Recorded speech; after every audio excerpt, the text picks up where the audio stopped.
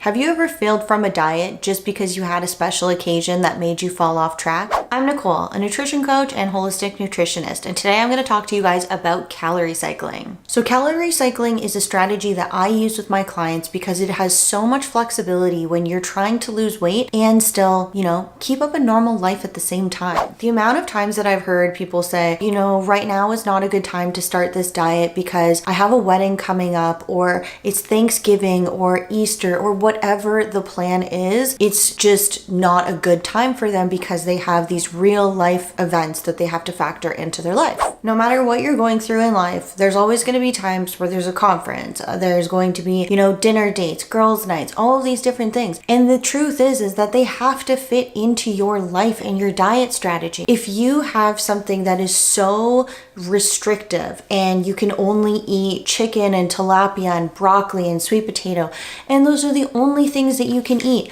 then you're bound, I'm telling you, bound to fail. This is why strategies like Optavia and the Jenny Craig diet and Weight Watchers and all of those things, even Noom, they don't work well for people because it doesn't factor in their real life. They're expected to eat certain meals, certain amount of calories, and that's it. This is where the beauty of calorie cycling comes in. So calorie cycling is you can choose 2 high calorie days and then 5 low calorie days, or 3 high calorie days and 4 low calorie days. And no matter what, it's working off of the average of the entire week. So let me just put this into perspective for you. If you diet for one single day and then you go and you eat the same amount of food that you normally do, and you go back to, the same activities that you normally do, you're probably not going to see a change. But from one week to the next, you might see more progress because you're being more consistent with it. And that's why I personally like the weekly averages over just what happens in one singular day.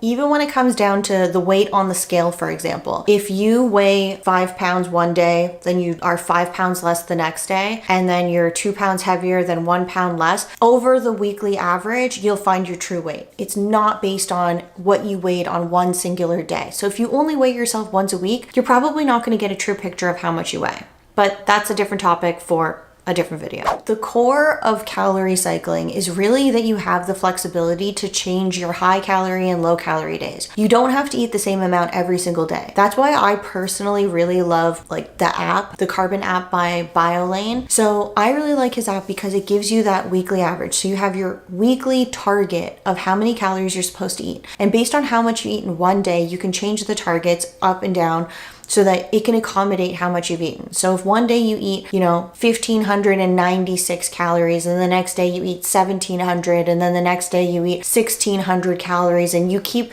changing it, but they're still relatively low, you could give yourself 2 high calorie days of 2,200 and 2,100 as long as they're higher. And on those days, that's when you would essentially plan to have those unplanned or, the days that kind of throw you off track, when really now it's just part of your strategy, which is why you'll never actually fall off track again if you implement this. So the first place to start is always to figure out what is your maintenance calories.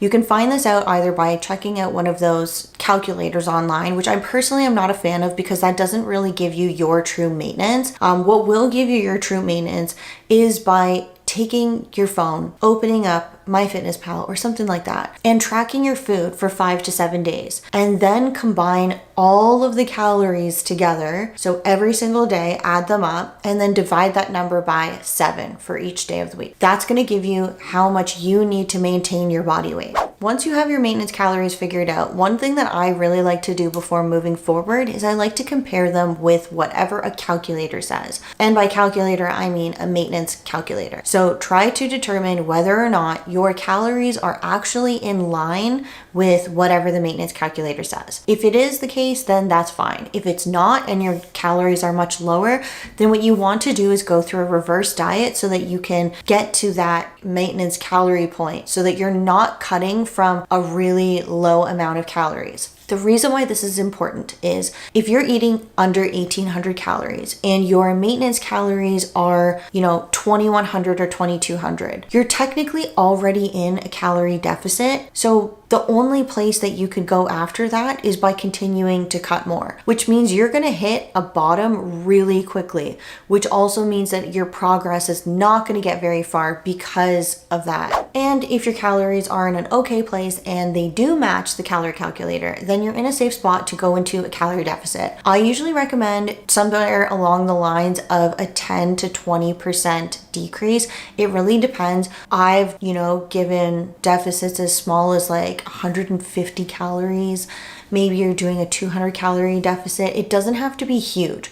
And the reason for this is because you want your calories to be as high as possible while you go on a diet, especially while you're starting. That's going to allow you to have more flexibility so that when you are on your low calorie days, they're not super low, but you're also going to be able to stay on the plan for a lot longer. And you also have room to make those adjustments so that when you do reach a plateau and you're no longer making progress meaning there's no movement on the scale, your clothes are not fitting any differently, your measurements are still the same, and overall, like, your appearance hasn't changed either. So from there, you can start making small decreases. You can take off 50 to 100 calories from your low calorie days and your high calorie days. And that's going to put you back into another deficit, another small, moderate deficit that's going to keep you on track without having to feel super deprived. So the next time that you have a date night plan, a girls' night, or whatever, maybe you're just getting your period and you're just like, you know what? I could use some chocolate right now, and I could use some chips, and I can use a lot of things. But ultimately, you're going to feel a whole lot better because you have the flexibility in there. Instead of eating the same amount of calories every single day, that's really just going to lead you to a plateau so much sooner. So if you like this video and you want to see more content like this, then please do me a huge favor and support this channel by hitting the subscribe button. And I also have a private Facebook community where I use real life examples of how to implement these exact strategies into your day. Well, they're really into my day and some of my clients' days, but you get the idea. Have you ever failed from a diet just because you had a special occasion that made you fall off track?